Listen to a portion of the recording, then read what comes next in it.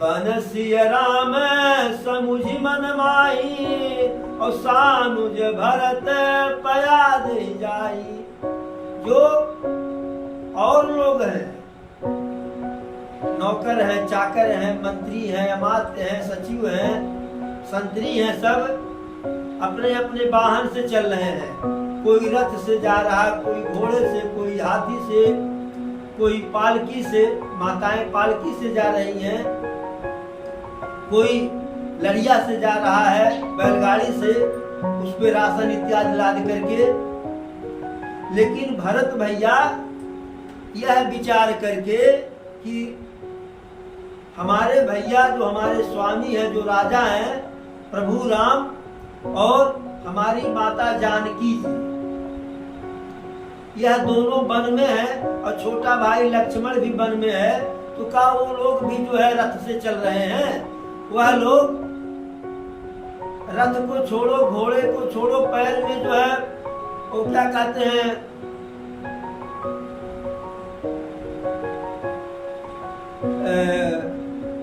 जिसको पनही कहते हैं, चरण पादुका, जूता चप्पल भी नहीं है। इसलिए भरत जी पैदल ही चले कि जब राजा पैदल है, स्वामी पैदल है, तो हम सेवक हैं, हम कैसे साधन से वाहन से चले। जब भरत जी पैदल हो गए, शत्रुघ्न जी पैदल हो गए, और जब शत्रुघ्न जी पैदल हो गए तो पूरा अयोध्या वासी पैदल हो गए। अब माता कौशल्या को लगा कि अयोध्या के वासी अपने राजा दशरथ, अपने स्वामी राम के वियोग में इतने दुखी हैं, इनकी शरीर इतनी कमजोर हो गई है कि यह भरत तो पैदल चल लेंगे, शत्रुघ्न पैदल चल लेंगे, लेकिन अयोध्या के नर नारी पैदल चलने की स्थिति में नहीं है।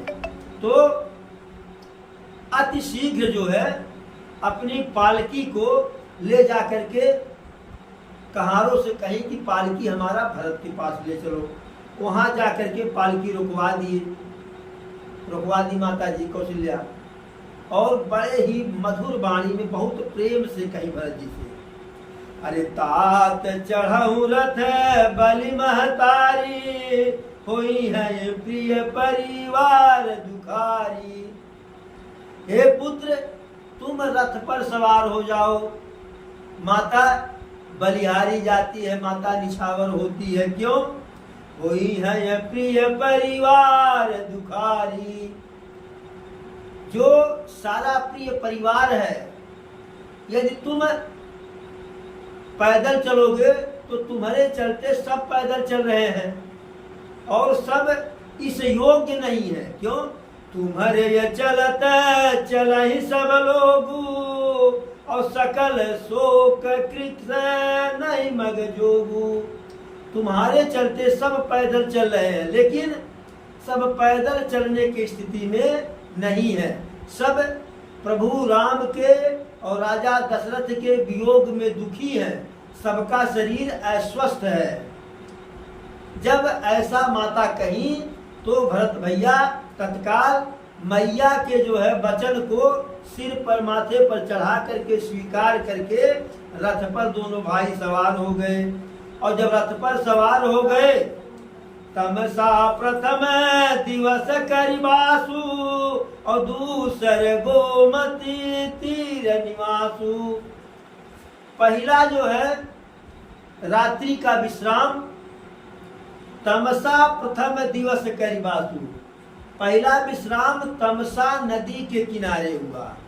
और दूसरा विश्राम दूसर गोमती तीर निवासु, दूसरा विश्राम गोमती नदी के किनारे हुआ।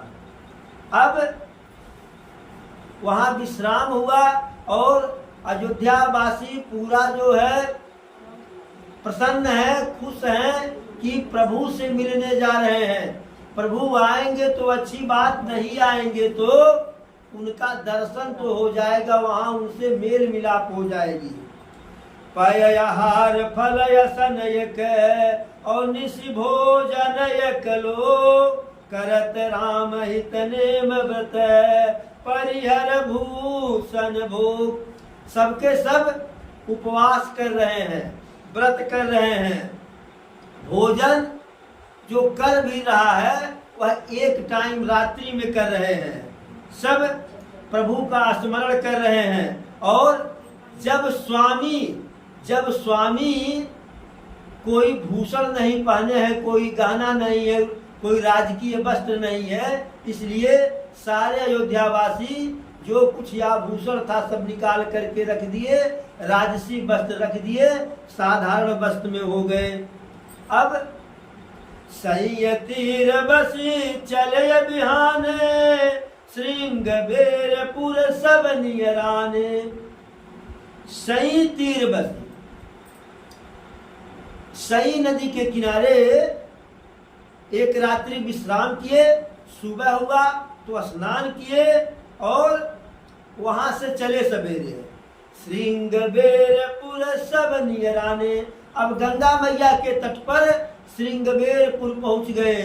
वही श्रृंगबेरपुर, अरे पुरते निकलिय रघुवीर बधु, धर धीर दई मग में डग द्वय, अलकी कलबार भरी जल की, कुटि सूख गए मधुराधर वै, फिर पूछती है चलन केतिक, करिहो कित पर्ण कुटि फिर है, तिय किय लखिया तुरता पिय किय, अखिया से चारु चलिय जल चुए। जब जानकी जी प्रभु के साथ बन जा रही थी तो भाई कहने तो कह दी साथ में चलेंगे, आप पैदल रहेंगे तो हम भी पैदल रहेंगे, जैसे आप रहेंगे वैसे। क्यों, राजकुमारी थी, हंस कुमारी थी। जैसे ही श्रृंगबेरपुर जो है पहुंची और जैसे ही 2 कदम में थोड़ी दूर चली तो पसीना हो गया, सिर से पसीना टपकने लगा और होठ सूख गए। फिर प्रभु से कहती है कि अब कितना दूर और आगे जाने पर पर्णकुटी बनेगा कि जहाँ थोड़ा विश्राम होगा। तियकी लखिया तुरता पियकी अखिया से चारु चलिए जल चुए। श्री जानकी जी के ऐसी आतुरता को देख करके प्रभु का हृदय जो है ठंड ठंड हो गया और उनके नेत्रों से सुंदर जल जो है निकल आया। तो उस श्रृंगबेरपुर जो है भरत जी अपने सभी समूह के साथ पहुंच गए। और जैसे ही श्रृंगबेरपुर भरत जी पहुंचे, अरे समाचार सब सुनय निषादा, और हृदय विचार करई सब विषादा। जैसे ही निषाद राज केवट को, गुहराज को यह समाचार मिला कि भरत जी पूरे समाज के साथ, सेना के साथ, हाथी घोड़ा रथ के साथ जा रहे हैं, तो हृदय विचार करई से विषादा, दुखी हो जाते हैं निषाद राज और मन में विचार करते हैं। क्या विचार करते हैं? अरे कारण कवन भरत बन जाई, है कछु कपट भाव मन माई। अब भाई माता कैके, समाज में तो यही प्रचलित हुआ न कि माता कैकेयी प्रभु राम को वन भेज दी। हकीकत जो था वह सब तो जानते नहीं थे। हकीकत जो था वह प्रभु जानते थे, मैया कैकेयी जानती थी। तो कैसे है कि या तो तेरा दिल जानता या तो मेरा दिल जानता है। तो प्रभु का दिल जानता था, माता का दिल जानता था। तो समाज में यही था कि माता कैकेयी प्रभु को वन भेज दी। अब निषाद राज को लगा कि कारण कवन भरत बन जाई, है कछु कपट भाव मन माही। किस कारण से भरत जी वन को जा रहे हैं? लगता है कि इनके मन में कोई कपट है। और कपट क्या हो सकता है? कपट यही हो सकता है कि अभी राम को 14 वर्ष का वन दिया गया है, लेकिन अयोध्या के असली राजा वही हैं। 14 वर्ष आएंगे तो पूरी अयोध्या की जनता जो है उनको राजा न बना दे, इसलिए अभी राम असावधान जंगल में है, दुखी है, परेशान है, अचानक से हमला करके उनका जो है नाश कर दिया जाए, ऐसा निषाद राज केवट के मन में आया।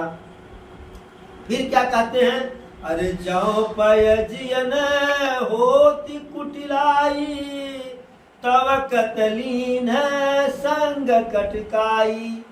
फिर वो विचार कर रहे हैं निषाद राज, यदि इनके मन में कुटिलता न होती, छल कपट न होता, तो यदि प्रभु से सिर्फ मिलने जाना होता तो साथ में सेना की क्या आवश्यकता थी, हाथी घोड़े की क्या आवश्यकता थी। जान ही सानुज राम ही मारी, और करी हवा कंटक राज सुखारी। अब निषाद राज सोच रहे हैं कि अपने मन में कि हमें लग रहा है कि भरत भैया जा रहे हैं प्रभु राम को और लक्ष्मण जी को असहाय अकेला जान करके वहां उनका वध करेंगे और अपने राज्य को अकंटक करेंगे, यानी कोई रोड़ा नहीं। जो 14 वर्ष के बाद समस्या आने वाली है, उस समस्या को आज ही समाप्त करने जा रहे हैं। लेकिन निषाद राज कहता है, अरे भरत न राज नीति उरयानी, और तब अकलंकु अब जीवन हानि। लगता है कि भरत जी के मन में या भरत जी के दिमाग में राजनीति नहीं आता है, राजनीति के कच्चे खिलाड़ी है। क्यों? जब उनकी माँ कैकेयी प्रभु को वन भेज दी, तब तो सिर्फ कलंक उनको मिला था। जो कलंक कैकेयी को मिला, वही कलंक तो उनके ऊपर भरत जी को भी मिला न। कारण तो वही बने कि अरे सुनहु प्राण प्रिय भावतनी का, और देव एक बर भरत ही टीका। कि पहला वरदान ही वही मांगी कि भरत जी का राज्याभिषेक, तो भरत जी कारण बने। तो निषाद राज वही कह रहे हैं कि तब तो उनको कलंक ही मिला था, लेकिन अब यदि इनके मन में यह विचार है कि राघव सरकार का वध करेंगे, लक्ष्मण भैया का वध करेंगे, तो अब जीवन हानि, अब भरत जी जीवन से ही हाथ धो बैठेंगे, यानी इनका राम नाम सत्य पक्का है। अब अपने सभी सेवकों को बुलाया, कहा सावधान, सबके सब आ जाओ, और जो भी गंगा के तट पर, जो भी गंगा जी में नाव है, सभी नाव को बोल दो। एक भी नाव दिखाई न पड़े, हथवा से सबका बोल दो। और सभी लोग अपने तीर कमान को लेकर के तैयार हो जाओ। सबको सब, सबके सबको हमारी शपथ, जीते जी हम लोग भरत जी को पार नहीं जाने देंगे। हम जानते हैं, निषाद राज कह रहा है, हम जानते हैं कि हम लोग भरत जी को रोक नहीं पाएंगे। भाई वो राजकुमार है, चतुरंगड़ी सेना है, उनके पास प्रशिक्षित सिपाही सैनिक हैं। हम लोग तो सिर्फ प्रभु के भक्त हैं, हमारे पास वह ताकत, वह शक्ति, वह सामर्थ्य नहीं है, वह अस्त्र शस्त्र नहीं, हाथी घोड़ा नहीं है। लेकिन जीते जी जो है हम पार नहीं जाने देंगे। जीत गए तो यश होगा कि राजा भरत को पराजित कर दिए, और हार गए तो मोक्ष मिलेगा। कैसे? राम काज कुछ और निहोरा, राम के काज में क्षणभंग शरीर है न, शरीर तो वैसे क्षणभंगुर है, आज नहीं तो कल, अब नहीं तो तब, जाना ही जाना है। लेकिन राम काज में शरीर का त्याग करेंगे, और त्याग कहाँ कर रहे हैं? गंगा तट पर। अगर लड़ते लड़ते कहीं गंगा में गिर गए, तब क्या कैसे?